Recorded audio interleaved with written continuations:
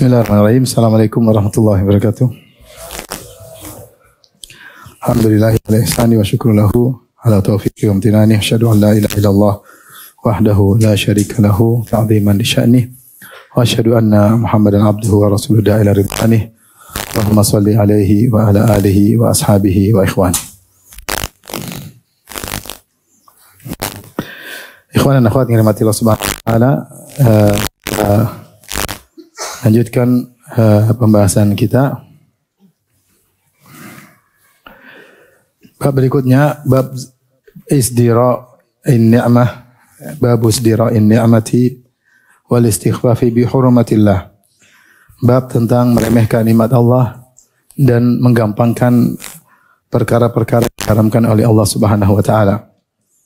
Ya. Atau menggampangkan meremehkan perkara-perkara yang dihormati oleh Allah Subhanahu wa taala. Yang pertama tentang izdira'an ni'mah, meremehkan nikmat. Di antara ciri-ciri hamba-hamba yang saleh adalah tidak meremehkan nikmat Allah Subhanahu wa taala. Oleh karenanya Allah menceritakan tentang para nabinya, di antaranya seperti Nabi Ibrahim alaihissalam. Allah berfirman tentang Ibrahim alaihissalam, "Inna Ibrahim kana ummatan qanitan lillah hanifan wa lam yakun minal musyrikin syakiran li an'umih."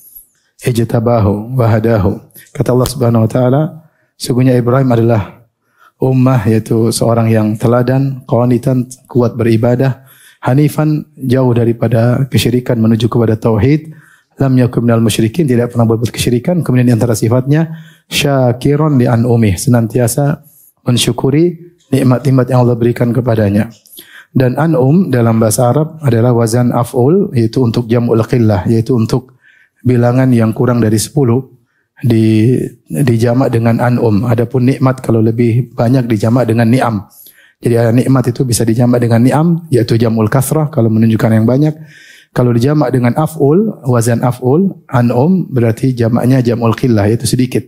Maksudnya sebagian ulama, kalau tidak salah Syaukani dalam Fathul Qadir menyebutkan bahwasanya sifat Ibrahim alaihissalam tidak pernah meremehkan nikmat. Bahkan nikmat yang kecil-kecil pun dia syukuri. Syukuri. Ini sifat Nabi Ibrahim alaihissalam. Demikian juga sebelumnya Nabi Nuh alaihissalam, dalam Al-Quran Allah sebutkan di antara sifatnya abdan syakura. Ya. Nabi Nuh alaihissalam, innahu kana abdan syakura, hamba yang pandai bersyukur. Kalau kita baca tafsir Nabi Nuh alaihissalam, kenapa dikatakan hamba yang pandai bersyukur, selalu bersyukur, karena tidak pernah meremehkan nikmat Allah. Dia kalau pakai baju dia mengatakan alhamdulillah. Kalau Allah berkehendak tentu saya tidak bisa berpakaian. Kalau dia habis makan dia mengucapkan alhamdulillah. Kalau Allah berkehendak tentu aku akan lapar. Dia pakai sendal dia mengatakan alhamdulillah. Kalau Allah berkehendak tentu aku berjalan dengan kaki kosong tanpa alas kaki. Bahkan kalau dia buang hajat dia bilang alhamdulillah. Kalau Allah berkehendak Allah akan menahan kotoran dalam tubuhku. Sehingga dia selalu memuji Allah Subhanahu wa taala, bahkan dalam perkara-perkara nikmat yang mungkin sepele dianggap oleh sebagian orang, tapi ternyata tidak sepele bagi Nabi Nuh alaihissalam. Dan datang dalam hadis Hind bin Abi Hala, hadis ini diperselisihkan, ada yang menghasankan, ada yang juga mendhaifkan, menyebut tentang kisah tentang sifat-sifat Nabi. Di antara sifat Nabi, kana yu'azzimun ni'mah wa in daqqat. Adalah sifat Nabi mengagungkan nikmat Allah meskipun sedikit, meskipun kecil. Nabi SAW mengagungkan nikmat meskipun sedikit atau kecil. Ini adalah nikmat, ini adalah sifat orang saleh,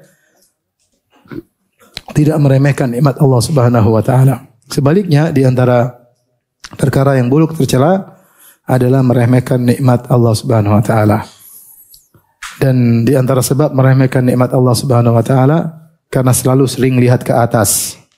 Ya, makanya Nabi SAW bersabda, "La tanzuru ila man fawqakum, walakin inzuru ila man asfala minkum fa innahu ajdaru alla tasdaru ni'matallahi alaikum." Janganlah lihat ke atas urusan dunia, tapi lihatlah ke bawah agar kalian tidak meremehkan nikmat Allah yang Allah berikan kepada kalian. Kita ini kurang bersyukur, kenapa? Karena sering lihat ke atas. Apalagi dengan adanya medsos, dengan adanya tayangan-tayangan, apalagi sekarang musim orang pamer-pamer kekayaan, pamer-pamer kebahagiaan. Sehingga seorang harusnya sudah bahagia, akhirnya tidak merasa bahagia. Seorang harusnya sudah bercukupan, dia merasa tidak cukup. Kenapa dia melihat ke atas? Suami istri tadinya sudah bahagia, tapi gara-gara istrinya suka berkelana di dunia maya, lihat temannya, suaminya bawa istrinya jalan-jalan ke luar negeri, sementara dia cuma diajak jalan-jalan ke Bekasi. Akhirnya dia pun sedih. Waduh gimana? Akhirnya padahal sudah harusnya dia mensyukuri. Alhamdulillah masih diajak jalan-jalan, masih banyak orang tidak bisa jalan-jalan ya. Gara-gara melihat ke atas akhirnya dia akhirnya meremehkan nikmat yang Allah berikan kepadanya. Dia udah punya mobil, tapi lihat orang beli mobil baru, lebih mahal. Dia sudah mobil tipe yang sama, tapi ada yang beli mobil model terbaru, akhirnya dia meremehkan mobil sudah lama sudah, padahal baru 2-3 tahun.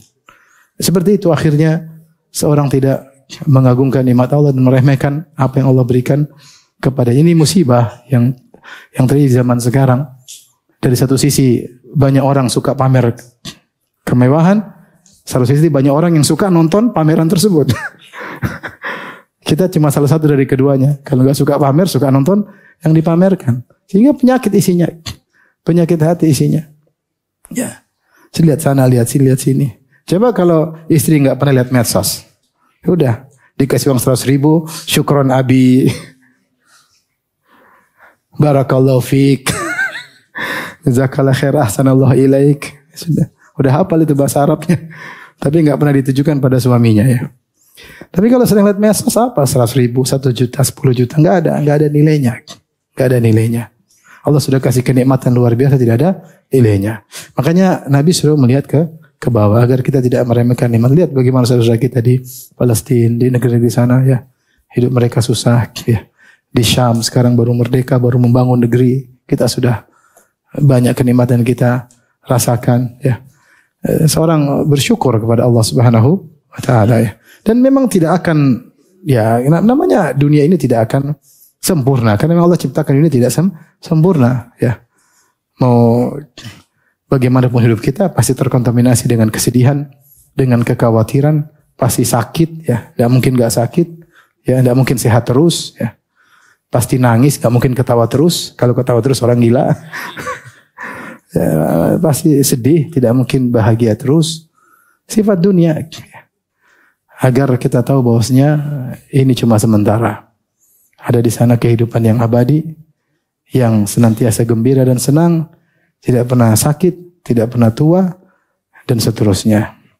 Siapapun di dunia ini orang tidak akan sehat terus. Dokter pun sakit. Dokter sakit nggak? Sakit. Orang kaya sakit nggak? Raja mencret nggak? Presiden mencret nggak? Emang antum aja yang mencret. Raja juga mencret. Ya. Semua orang sakit. Ya. Oleh karenanya kalau kita dapat nikmat, kita lihat ke bawah agar kita senantiasa bersyukur kepada Allah. Mensyukuri nikmat itu ibadah tersendiri. Mensyukuri nikmat alhamdulillah itu ibadah tersendiri. Bahkan cepat mendatangkan keridhaan Allah. Apa kata Nabi sallallahu alaihi wasallam? Innallaha la yaghdha an 'abdihi idza akala al-aklata an yahmadahu 'alaiha wa idza shariba syarbata an yahmadahu 'alaiha. Sungguhnya Allah sungguh ridha kepada seorang hamba kalau dia makan satu makanan maka dia puji Allah. Jika dia minum satu minuman maka dia puji Allah. Dia tidak meremehkan nikmat. Bahkan diriwayatkan Syekh Utsaimin meriwayatkan dari Imam Ahmad, yang Imam Ahmad rahimahullah kalau setiap makan beliau memuji Allah Subhanahu wa taala. Setiap suapan beliau memuji Allah Subhanahu wa taala ya. Mensyukuri nikmat meskipun kelihatannya sepele. Tapi di antara bentuk mengagungkan nikmat, tidak meremehkan nikmat adalah nikmat tersebut tidak dibuang-buang secara mubazir ya. Kalau kita punya makanan berlebih jangan kita remehkan, buang aja, kasih orang yang membutuhkan. Ya. Itu namanya kita mengagungkan nikmat. Allah kasih kita rezeki, Allah kasih kita uang, jangan kita biarkan rezeki tersebut akhirnya terbuang sia-sia. Dan Allah membenci idha'atul mal. Idha'atul mal yaitu membuang harta tanpa ada faedahnya. Maka kalau ada kita mau makan ya secukupnya, sisanya kita berikan kepada kaum muslimin yang membutuhkan. Masih banyak yang membutuhkan. Itu namanya kita tidak meremehkan nikmat. Ya, sampai Nabi SAW mengajar kalau kita makan sampai kita berusaha menjilat jari kita karena kita nggak tahu keberkahan ada di mana. Benar-benar dihabisin, dihabisin sehingga makanan tidak terbuang-buang, sehingga kita tidak meremehkan nikmat Allah Subhanahu wa taala. Jadi agar kita tidak meremehkan nikmat, seringlah lihat ke bawah ya. Masih banyak orang enggak punya kendaraan, yang punya kendaraan ya, yang punya mobil, lihat masih banyak yang punya hanya motor ya. Yang punya motor lihat masih banyak yang pakai apa? Sepeda. Yang punya sepeda lagi masih banyak yang jalan. Yang jalan masih banyak yang tidak bisa jalan. Yang tidak bisa jalan masih banyak di dalam kuburan. Itu yang susah jalan masih di kursi roda masih bisa berzikir. Lihat ke bawah terus sehingga kita bersyukur. Ya, jangan lihat ke atas terus. Ke bawah, alhamdulillah. Saya punya istri, masih banyak yang jomblo. Kasihan. Kita bersyukur sama Allah Subhanahu wa taala ya. Dan seterusnya. Siapa yang bersyukur, Allah akan tambah. Wa idz ta'adzana rabbukum la in syakartum la azidannakum. Siapa kalau Allah memberi pengumuman ya, siapa yang jika kalian bersyukur maka aku akan tambah bagi kalian. Di antara cerita yang menakjubkan yang meremehkan nikmat Allah di antaranya adalah suku Saba dan Bani Israel. Suku Saba Allah sebutkan dalam surat Saba itu di Yaman ya. Dalam surat Saba ayat 18 sampai ayat 19. Allah berfirman, "Wa ja'alna bainahum wa bainal qura allati barakna fiha quran zahiratan wa qaddarna fiha as-sayr. Siru fiha layaliya wa ayyaman aminin." Allah berikan kenikmatan bagi kaum Saba, ya, kami jadikan kata Allah kami jadikan antara mereka dengan negeri yang kami beri berkah, itu negeri Syam. Yaman ke Syam jauh. Yaman ke Syam jauh ya. Kami jadikan di zaman itu, entah zaman berapa ribu tahun lalu, Quran Zahirah. Itu ada negeri-negeri kota-kota transit. Sehingga mereka kalau berjalan dari Sabak menuju ke negeri Syam, mereka ada waktu untuk istirahat. Tidur siang satu tempat, nanti mereka tidur malam di tempat berikutnya. Mereka tidur siang sehingga mereka tidak perlu bawa bekal yang begitu banyak. Karena ada pos-pos antara Sabak sampai apa? Negeri Syam. Dan itu kenikmatan. Allah berkata, siru fiha, berjalanlah kalian di jalan tersebut, layaliya wa ayyaman aminin. Malam dengan tenang, siang dengan aman, ya, aman, siang malam aman karena ada pos-pos. Rupanya mereka bosan. Kata mereka, apa perjalanan kayak gini, enggak menantang. Nenek moyang kita dulu lewat padang pasir, susah, bertarung dengan kerasnya kehidupan. Maka mereka berdoa kepada Allah. Faqalu rabbana ba'id baina asfarina. Ya Rabb kami, ya, jauhkanlah jarak perjalanan kami. Kayak enak ada pos-pos gitu. Ya, subhanallah, tidak bersyukur kepada Allah Subhanahu wa taala. Wa zalamu anfusahum, mereka telah menzalimi diri mereka, faja'alnahum ahadits, kami jadikan mereka hanyalah buah pembicaraan. Jadilah mereka binasa, jadikan bicaraan oleh orang-orang. Wa mazzaqnahum kullu mumazzaq, kami jadikan mereka tercerai-berai. Inna fi dzalika laayatin likulli sabarin syakur. Yang demikian itu ada tanda-tanda kekuasaan Allah bagi orang yang sabar lagi bersyukur. Jadi ada kaum sebenarnya tidak bersyukur. Mereka bilang, begini-begini juga bosan. Ingin jalan bawa bekal, bawa padang pasir. Ya, sudah akhirnya Allah kasih yang mereka minta, akhirnya mereka cercerai-berai. Mereka hancur. Jadilah mereka buah bibir. Jadi omongan sampai sekarang, kok ada kaum yang bahlul seperti ini. Udah dikasih kenikmatan, minta yang susah-susah. Sama seperti Bani Israel. Wa nazzalna alaikumul manna wassalwa. Allah telah berikan mereka nikmat apa? Alman wassalwa. Alman wassalwa ada yang mengatakan dari surga. Buat makanan dari surga. Tidak usah masak, tinggal disantap. Ada yang bilang apa? Jadi makanan tinggal, ada yang bilang jatuh di pohon tinggal diambil, ada yang burung yang tinggal disantap, nikmat. Tapi mereka bosan. Mereka bosan, ya. Sehingga mereka minta makanan yang biasa. Kata mereka bosan. Lihat surat Al-Baqarah ayat 61. Tentang Bani Israel yang tidak mensyukuri nikmat. Kata Allah, "Wa idz qultum ya Musa lan nasbiru ala ta'ami wahid." Ketika mereka berkata, wahai Musa, ketika kalian wahai Bani Israel berkata, "Ya Musa lan nasbiru ala ta'amin wahid." Kami tidak sabar kalau makan satu makanan terus. Manna salwa. Padahal tinggal makan, gak usah repot-repot. Ibarat tinggal ke restoran makan dan pasti enak. Pasti enak. Fad'u lana rabbaka yukhrij lana mimma tumbitul ardu min baqliha. Kalau gitu, mohonkanlah kepada Allah, kepada Tuhanmu. Lihat mereka tidak sopan bilang fad'u lana rabbaka, mintalah kepada Tuhanmu, bukan Tuhan kita, Tuhanmu. Yukhrij lana mimma tumbitul ard, agar Allah keluarkan bagi kami sayur mayur yang dikeluarkan dari bumi, min baqliha, sayur mayur, wa qithaiha, ketimun, wa adasi adas, wa basaliha, bawang ya. Qala atastabdiluna alladhi huwa adna billadhi huwa khair. Musa sudah ingatkan, kalian ingin mengganti yang lebih baik diganti dengan yang tidak baik. Ihbitu misran fa inna lakum masaltum. Kalau ingin makan bawang sayur mayur di mana aja ada. Tinggal ke Bekasi juga ada. Ke Tegal juga ada. Kalau mana salwa dari mana? Dari dari langit. Ngapain minta? Mereka subhanallah tidak mensyukuri nikmat Allah ya. Enggak usah minta sama Allah, itu sudah dapat plus. Kalau mau cari yang ini tinggal pergi ke sana, belok kanan dikit sudah dapat.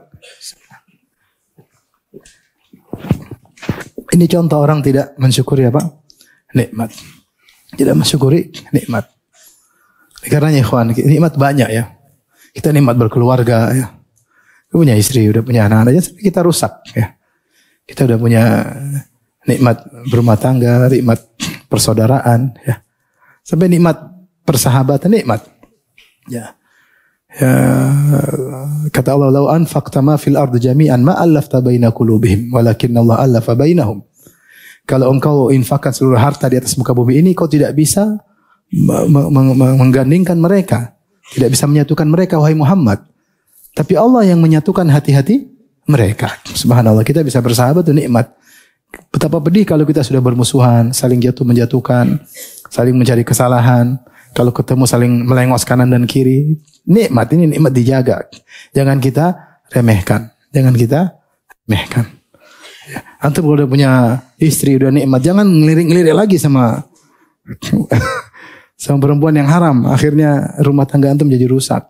Antum tidak mensyukuri nikmat yang ada. Nikmat ada disyukuri. Nikmat ini disyukuri. Perpecahan, pertikaian rumah tangga, pertikaian keluarga, kerabat tidak enak semuanya. Permusuhan di antara teman juga enggak enak. Makanya Allah mengatakan fa'asbahtum bi ni'matihi ikhwana. Dengan kalian jadi dengan nikmat Allah, kalian menjadi bersaudara. Jadi bersaudara itu nikmat dari Allah Subhanahu wa taala. Maka jangan pernah meremehkan nikmat dari Allah Subhanahu wa taala. Kemudian juga beliau mengatakan di sini al-istighfaf bi hurumatillah.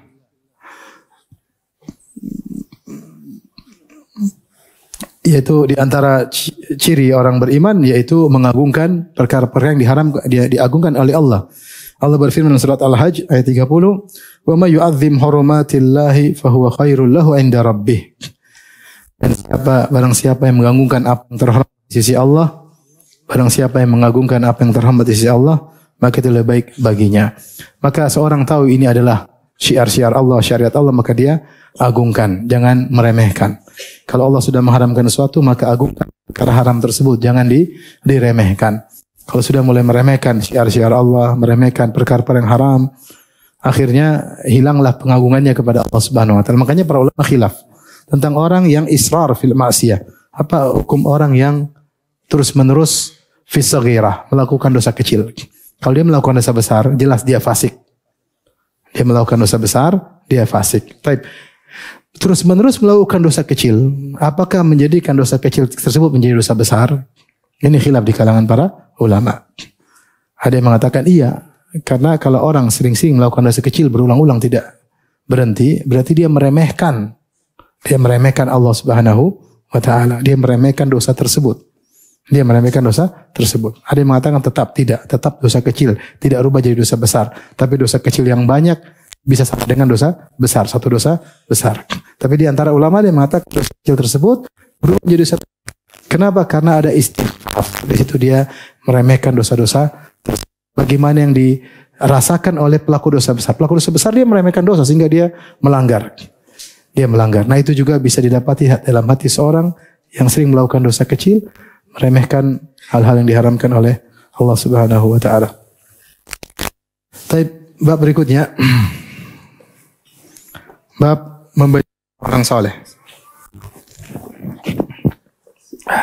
Bab bughdhi salihin. memusuhi orang-orang saleh. Allah berfirman, "Walladzina ja'u min ba'dihim yaquluna rabbana ighfir lana wa li ikhwanil ladzina sabaquna bil iman." Ini ayat dalam surat Al-Hasyr ayat 10.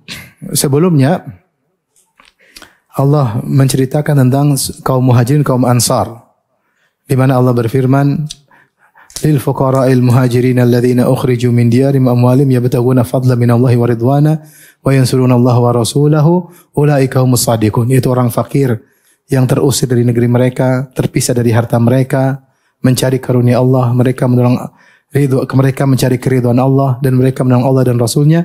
Ulaika humus shadiqun, mereka adalah orang yang benar imannya. Ini maksudnya kaum muhajirin. Setelah itu Allah berfirman tentang kaum Ansar. Walladzina tabawwa'u ad-dar wal imana min qablihim yuhibbuna man hajara ilaihim wa la yajiduna fi sudurihim hajatan mimma utu wa yu'thiruna 'ala anfusihim walau kana bihim khassasah wa may yuqashaha nafsihi fa ulaika humul muflihun. Dan orang-orang yang beriman tinggal di kota Madinah sebelum didatangi oleh kaum muhajirin. Yuhibbuna man hajara ilaihim, mereka cinta kepada orang yang berhijrah kepada mereka. Wa la yajiduna fi sudurihim hajatan mimma utu, dan mereka tidak dengki kepada orang-orang muhajirin yang diberikan keutamaan. Wa yu'thiruna 'ala anfusihim, dan mereka mendahulukan kaum muhajirin daripada diri mereka sendiri. Walau kana bihim khassasah, padahal mereka juga memiliki keperluan yang mendesak tapi mengutamakan saudara. Wa may yuqashiha nafsihi fa ulaika humul muflihun, siapa yang dihindarkan dari penyakit pelit, mereka orang-orang yang beruntung. Setelah itu baru Allah sebutkan ayat ke-10, walladzina ja'u min ba'dihim, dan orang datang setelah mereka, itu kita-kita ini di antaranya. Ya. Jadi mulia kapan? Yaquluna rabbana ighfir lana wa li ikhwanil ladzina sabaquna bil iman, yaitu orang-orang yang berdoa, ya Rabb kami, ampunilah kami dan ampunilah saudara-saudara kami yang mendahului kami iman sebelumnya. Wa la taj'al fi qulubina ghillan lil ladzina amanu, dan janganlah jadikan dalam hati kami ghil, yaitu dengki, hasad, dongkol kepada orang yang beriman. Rabbana innaka raufur rahim, sungguhnya Engkau adalah Raufur Rahim. Di sini Allah memuji orang-orang beriman yang datang setelah kaum muhajirin, kaum ansar. Di antara sifat mereka mendoakan kaum muhajirin, kaum ansar. Dan mereka di antara doa mereka, wala taj'al fi qulubina ghillal lil ladzina amanu. Ya Allah, janganlah kan jadikan dalam hati kami dongkol kepada mereka, kepada kaum muhajirin, kepada kaum ansar. Masuk dari Syekh Muhammad bin Wahab dalam ayat ini menyatakan di antara dosa adalah memusuhi, membenci kaum muhajirin, kaum ansar. Karena kaum muhajirin, kaum ansar orang-orang saleh. Mereka telah dijamin surga. Ya. Kata Allah, wasabiqunal awwaluna minal muhajirin wal ansar walladzina tabi'uhum bi ihsan radhiyallahu anhum wa radu'an wa adda lahum jannatin tajri tahtal anhar.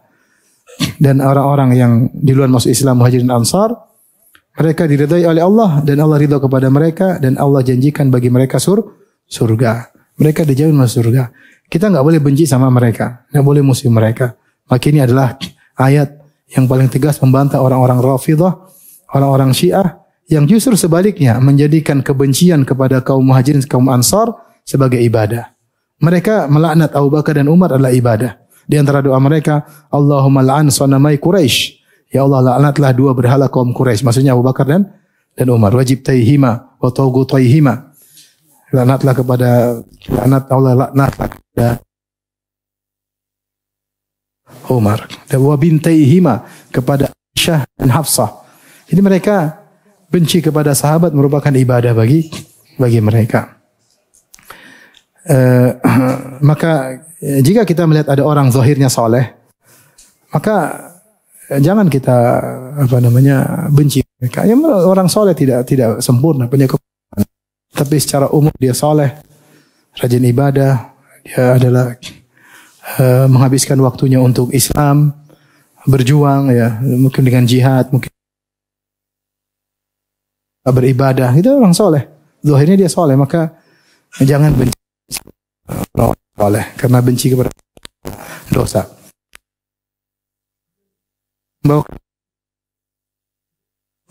Marfu'an yaqulullahu ta'ala, kata Nabi sallallahu alaihi wasallam, Allah berfirman bil harbi, siapa yang memusuhi waliku, maka dia telah menantang duel denganku. Ma'nahu idza kharaja rajulani minas saffain lil qital wa ha huna man ada waliyallahi fa huwa mubarizullahi bil harbi. atau mubarizun Allah bil harbi. Ibarat mubarazah, kalau dahulu peperangan kaum muslimin kaum musyrikin, maka sebelum perang dimulai ada duel. Dari kaum muslimin mengirim wakilnya, kaum musyrikin mengirim apa? Wakilnya. Kemudian mereka berduel. Setelah duel itu baru kemudian terjadi peperangan. Ini terjadi dalam perang Badar, perang Uhud. Seperti perang Badar, waktu itu keluarlah Syaibah bin Rabi'ah, Utbah bin Rabi'ah, dan Walid bin Utbah. 3 orang. Kemudian mereka bilang, manil mubaris, siapa yang mau lawan kita? Namanya mubarazah. Akhirnya Rasulullah SAW menyuruh kerabat-kerabatnya yang maju. Ubaidah bin Harith, Hamzah dan Ali.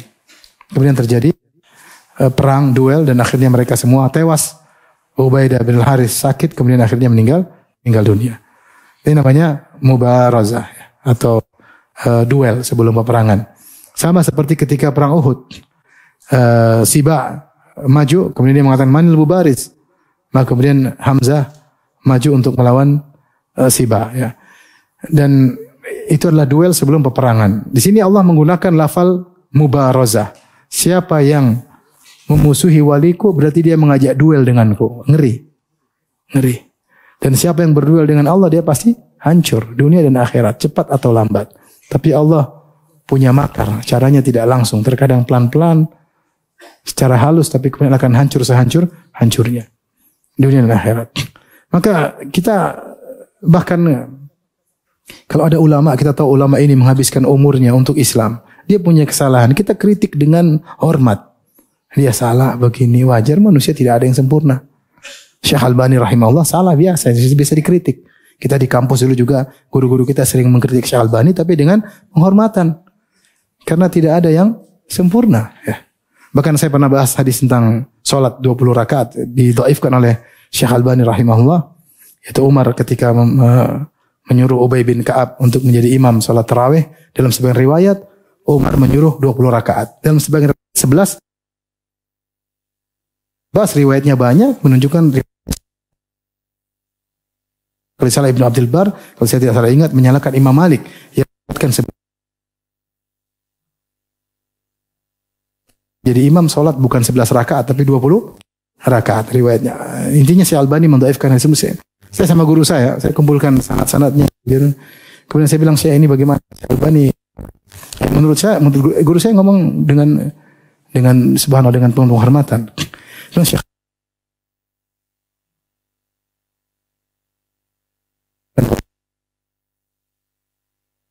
salah. Jadi kalau orang mengkritik biasa. Syekh Albani meneliti 100.000 hadis. Dia salah 2.000, apa masalahnya? Taruhlah dia salah 2.000 hadis. Dia salah 3.000 hadis. Tapi ada orang kemudian sombong, congkak. Syekh Albani seperti anak kecil, nggak tahu. Ini ya akhirnya umurnya habis buat hadis Nabi SAW. Kita kalau kritik ulama boleh, nggak ada yang masalah. Apalagi kita menukil ulama lain, kita ini siapa?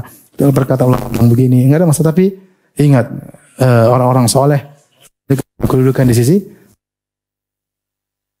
kan membenci, kita akan jatuh cepat atau lambat. Ya, oleh karenanya itu para ulama yang lain juga, para ulama yang semuanya ulama tidak ada maksum. Ya, mereka sudah menghabiskan umur mereka untuk Islam, berkhidmat kepada kaum muslimin. Kalau salah kita kritik dengan cara yang baik. Jadi siapa yang memusuhi wali Allah, maka siap berduel dengan Allah Subhanahu wa taala. Hadis berikutnya dari Abu Hurairah radhiyallahu anhu, la yubghidul ansara rajulun yu'minu billahi wal yawmil akhir. Tidaklah seorang yang beriman kepada Allah dan hari akhirat membenci kaum Ansar. Tidak mungkin. Kalau ada yang membenci kaum Ansar, pasti dia munafik. Makanya ketika Allah menyebutkan tentang sahabat Nabi di akhir surat Al-Fath, kata Allah Subhanahu wa taala, Muhammadur Rasulullah walladzina ma'ahu ashaddu 'alal kuffar rahama'u bainahum tarahum ruk'an sujada yabtaguna fadlan minallahi wa ridwana simahum fi wujuhihim min athari sujud dzalika mathalun fit Taurat mathalun fil Injil kazzarin akhraja shat'ahu fa'azarahu fastaghlata fastawa 'ala suqi yu'jibu az-zurra'a liyaghidha bihimul kuffar. Kata Allah, Muhammad adalah utusan Allah dan orang bersamanya itu para sahabat tegas kepada orang kafir, ruhama'u bainahum, dan mereka saling Mereka sifat mereka para sahabat. Ruka'an sujada. Mereka sering ruku. Mereka sering sujud. Untuk apa? Ya betaguna fadla minallahi wa ridwana. Mereka cari karunia Allah. Mereka mencari keridhaan Allah. Jadi para sahabat itu ditazkiyah oleh Allah bukan cuma zahir. Batin mereka Allah bilang ikhlas, shadiqun. Allah puji batin mereka. Ya. Kemudian kata Allah, "Dzalika mathalun fit Taurat." Itulah penyebutan para sahabat di Taurat. Di Taurat bukan cuma disebut Nabi Muhammad, bahkan para sahabat juga dipuji dalam Taurat. Seperti Allah sebutkan, "Wa mathaluhum fil Injil." Para sahabat juga dipuji di Injil. Seperti apa? Kazar'in akhraja syata'ahu fa'azara. Seperti tumbuhan yang menurunkan tunasnya, kemudian menjadi kuat, jadi fastaghladha, fasta'wala suqis, tebal, kemudian kokoh di atas akarnya. Yu'jibuz zurra, yang membuat orang yang namanya tenang, senang. Ibarat Rasulullah mendidik mereka sampai mereka menjadi generasi yang hebat, menyenangkan Nabi SAW. Setelah itu Allah berfirman, liyaghidha bihimul kuffar. Agar Allah bikin orang kafir benci dengan mereka. Orang kafir kalau dengar sahabat mereka benci. Sehingga sebenarnya mengatakan siapa yang benci kepada sahabat kafir. Karena Allah berfirman demikian. Liyaghidha bihimul kuffar. Jadi sahabat membuat orang-orang kafir benci. Bagaimana membenci Ansar yang tolong Nabi siapa? Ansar. Mereka diberi gelar oleh Allah Ansar, para penolong Nabi SAW. Yang ketika mereka nolong Nabi, mereka berbaiat di Baiatul Aqabah. Mereka diingatkan, tahukah kalian kalau kalian mengajak Muhammad pergi ke Madinah, tahukah kalian berarti kalian menyatakan perang kepada seluruh manusia. Al-Ahmar, yang putih, yang hitam, semuanya. Eropa, Romawi, kita akan perang lawan mereka. Tahukah kalian, kalau kalian ajak Muhammad, kalian tolong di Madinah, berarti kalian bermusuh dengan orang Arab seluruhnya. Kata mereka, kami tahu dan kami siap. Subhanallah, kaum Ansar. Mereka tahu resiko ketika mengajak Nabi untuk berhijrah. Kemudian ada orang datang belakangan benci sama kaum Ansar. Apa ente? Ente ini punya jasa buat Islam apa? Ya. Jasanya apa? Jasanya kawin mut'ah. Apa jasanya? Jasanya apa? Bikin kacau di mana-mana. Perang saudara di antara kaum muslimin. Jasanya apa? Para sahabat dibenci. Lanjut apa sudah? Lanjut. Taib terakhir, babul hasad.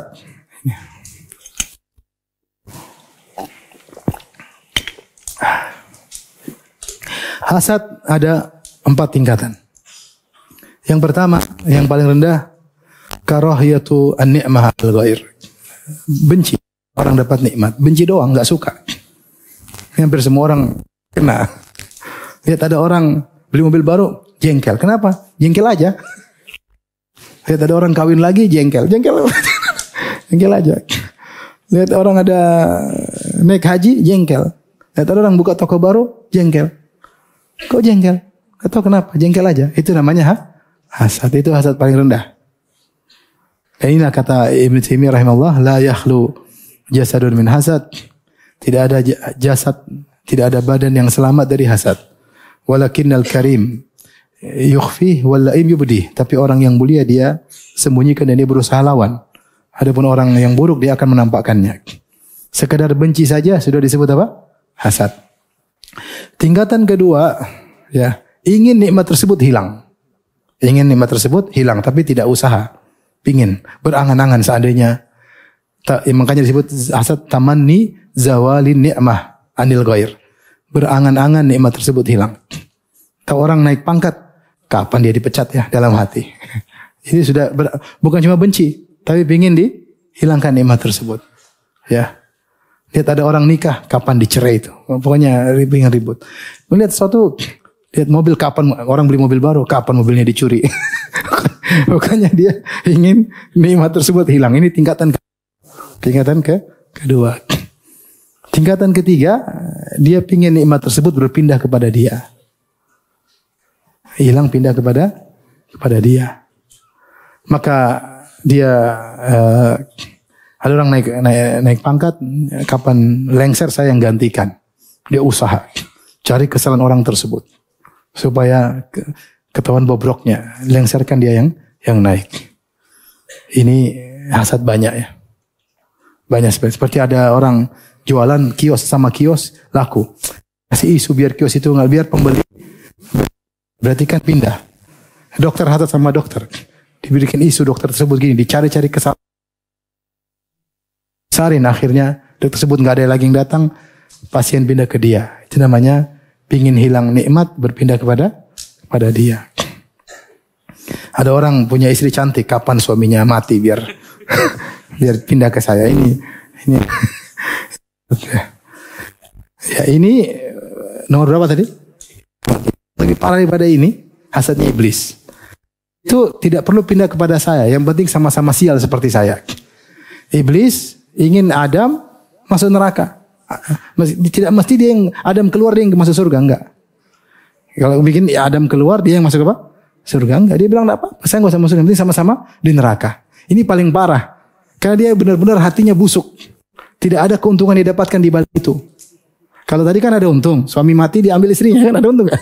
Ada untung. Ini enggak, ini benar-benar sama-sama hancur. Busuk hatinya. Ada seperti gini, ada. Orang kaya miskin seperti saya, gimana dia miskin seperti saya, gimana caranya? Gimana dia sakit, menderita seperti saya, itu namanya hasad tingkat tinggi. Ini hasad lebih parah. Hasad nomor 4. Taib.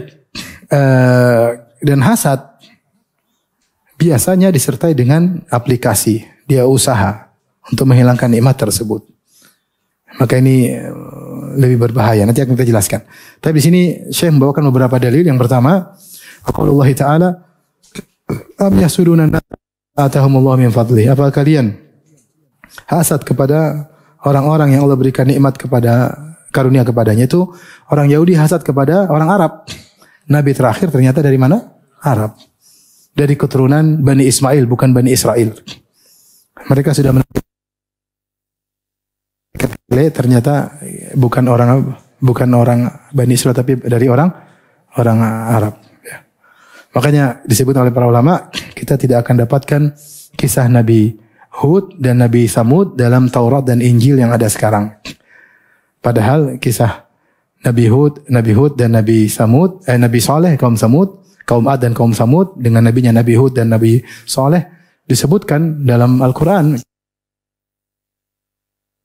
Nabadzina min qablikum qaumi Nuhin wa Adi wa Samud. Bukankah telah datang kepada kalian wahai Bani Israel, ya, kisah-kisah orang sebelum kalian, Nuh, Samud, Ad. Jadi ma'ruf. Tapi kalau kita buka Taurat, Injil sekarang enggak ada Nabi Saleh, Nabi Hud enggak ada. Nabi Arab. Seandainya mereka mengakui dua nabi ini, kemudian datang Nabi Arab penutup, harusnya mereka wajar. Ternyata kenabian sebelum kalian sudah ada nabi dari kalangan apa? Arab. Apa salahnya Allah tutup juga dengan Nabi Arab? Tapi mereka hilangkan Nabi Hud dan Nabi Saleh. Mereka mengatakan Nabi cuma dari Bani Israel. Jadi mereka hasad. Hasadan min indi anfusihim. Min ba'di ma tabayyana lahumul haqq. Setelah jelas kebenaran bagi mereka. Jadi mereka ini hasad menjadikan mereka kafir. Subhanallah. Hasad menjadikan mereka apa? Kafir. Seperti kisah siapa? Kisah bapaknya Sofia dan pamannya Yasir. Ketika mereka dengar Nabi datang ke Madinah, pagi-pagi waktu golas, kata Sofia, mereka berdua keluar semangat, pingin lihat Nabi tersebut, pingin ngecek. Mereka pergi ke daerah Kuba, tunggu kedatangan Nabi, kemudian mereka lihat. Setelah mereka pulang sore sudah lemes. Sofia mendengar bapaknya dan pamannya berbicara. Ahua, apakah itu orang kita tunggu-tunggu Nabi terakhir? Kata bapaknya, iya itu. Terus bagaimana sikapmu? Apa kata bapaknya? Adawatuhu ma baqiyad dahar. Memusuhinya selama aku hidup. Subhanallah. Dia udah tahu itu Nabi yang ditunggu-tunggu. Tapi karena bukan dari Bani Israel, dia kafir. Hasad. Hasad itu luar biasa. Hasad luar biasa. Hasad yang menjadikan Iblis alaihissalam nekat kufur kepada Allah. Karena hasad. Nenek moyang mereka Iblis yang kufur sebelumnya, ya. Kemudian Yahudi juga kufur, ya. Hasad ini berbahaya, ya. Kemudian juga membuat hal yang lain seperti membunuh, seperti anak Adam. Watlu alaihim naba abani Adam bil haqqi idh qarraba qurbanan fatuqbila min ahadihima lam yataqabbal min al-akhar qala aqtulannak. Disampaikanlah tentang dua kisah anak Adam yang memberikan kurban kepada Allah, diterima satunya, tidak diterima yang satunya. Yang tidak diterima berkata, la aqtulannak, sungguh aku akan bunuh engkau. Dan akhirnya dia bunuh. Kenapa? Hasad. Ibadahnya tidak diterima. Hasad. Hasad ini berbahaya.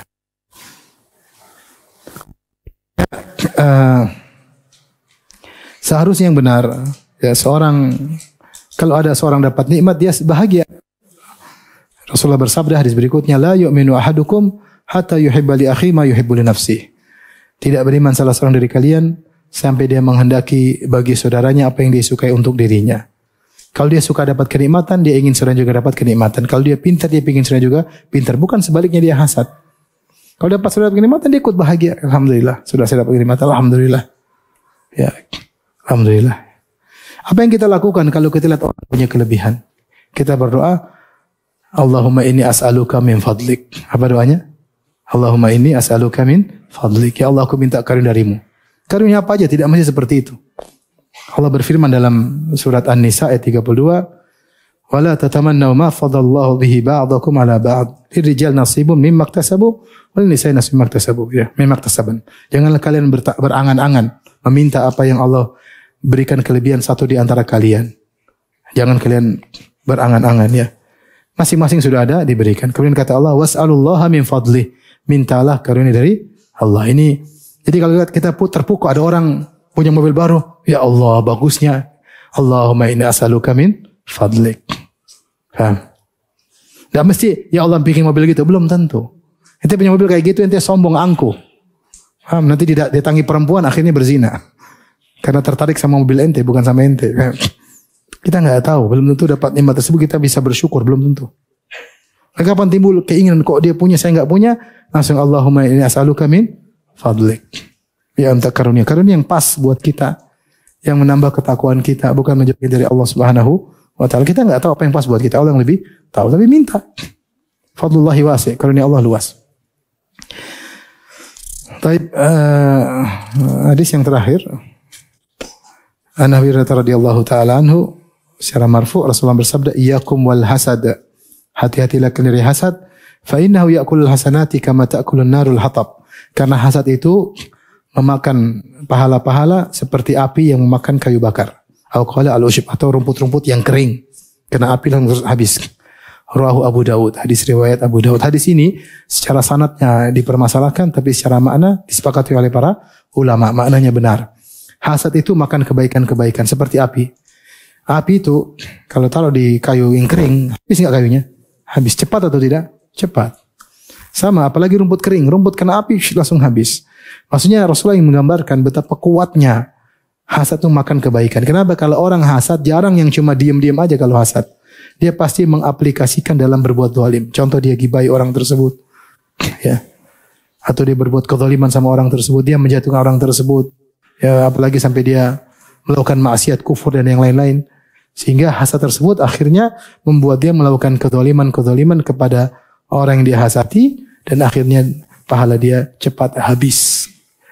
Pahala dia cepat habis. Maka seorang berdoa kepada Allah ya agar tidak hasad kepada siapapun ya.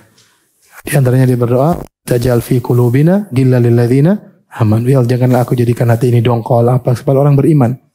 Ya. Ya seperti juga doa wasul sakhimata qalbi ya Allah Allah luka lisanan sadiqan wa qalban salima. Ya Allah, aku minta kepada Engkau lisan yang jujur dan hati yang bersih ya. Kalau muncul hasad bilang apa? As'alullaha min fadlik. Ini as'aluka min fadlik. Ya berdoa kepada Allah Subhanahu wa taala semoga Allah menghindarkan kita dari penyakit-penyakit hati di antaranya penyakit hasad. Tapi demikian saja ikhwan dan akhwat, suara saya lagi enggak beres. Jadi enggak ada tanya jawab ya. Sampai sini saja. Wabillahi taufiq hidayah. Assalamualaikum warahmatullahi wabarakatuh.